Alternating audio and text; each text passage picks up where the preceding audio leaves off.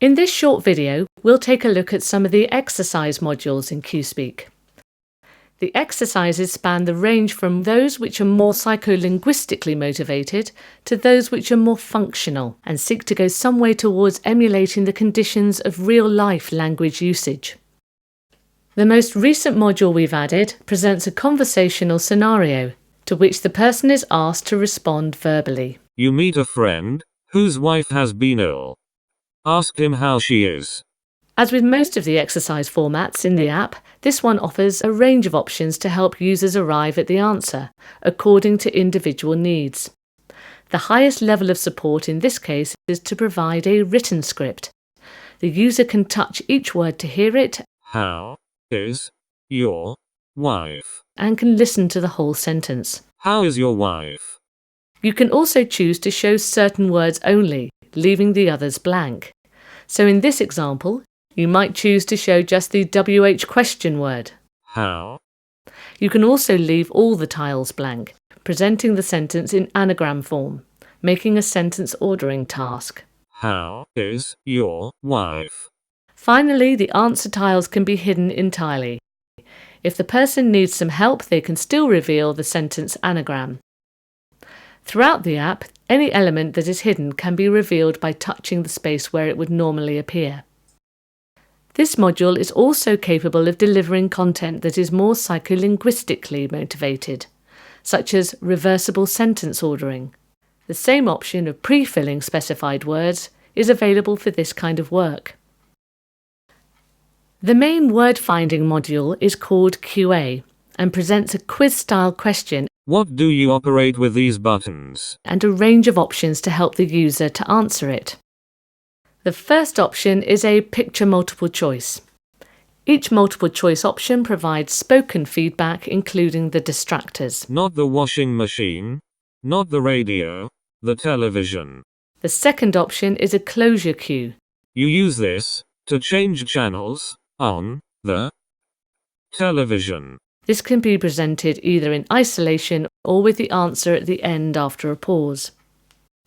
The third option is to watch a video showing the word being spoken. Television. There are videos showing the whole word, the word broken down into syllables, and the word broken down into individual phonemes. These videos can be played at normal speed or at slow speed. Users can also record their own spoken attempts and compare them with the model. As for content, all the modules with single word targets offer the capability to control what kind of words you want to work on. The QA module currently contains over 1,600 questions, with content ranging from very simple to very complex.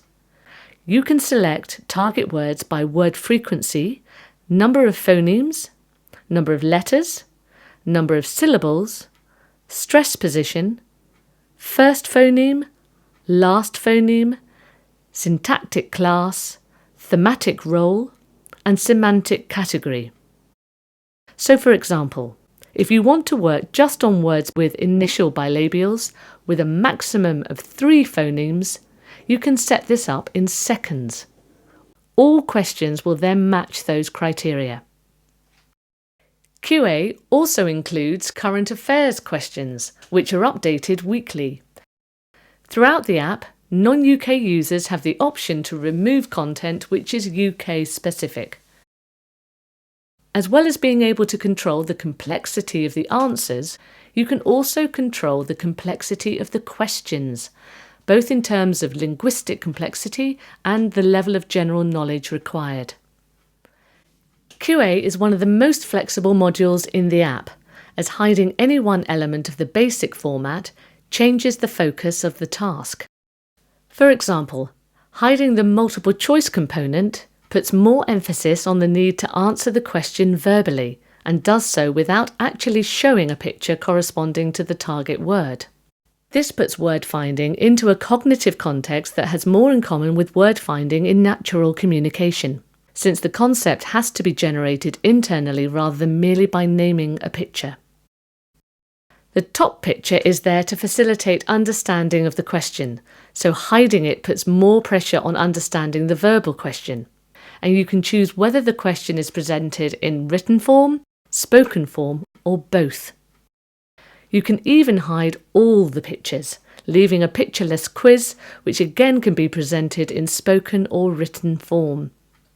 Or conversely, you can show all the pictures without a question, making a pyramids and palm trees style semantic association task.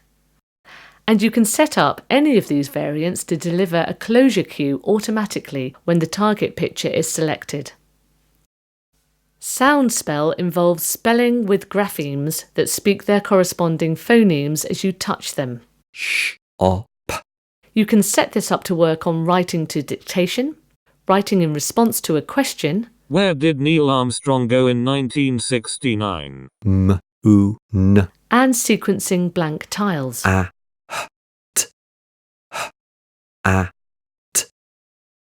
Syllable Sorter does the same, but with syllables instead of graphemes. What is the name of your communication disability? Aphasia.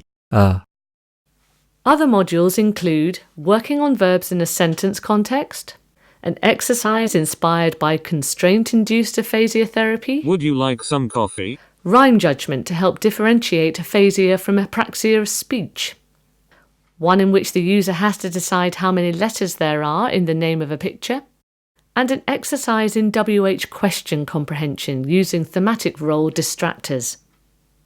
Many more modules are planned for future releases. Throughout the app, the results capturing shows not only the accuracy of responses but also the speed of responses. It also tells you how often the person used any of the help buttons. Results are presented in graph form over time. Once configured, the modules can be combined into a program that runs automatically at the single press of a button.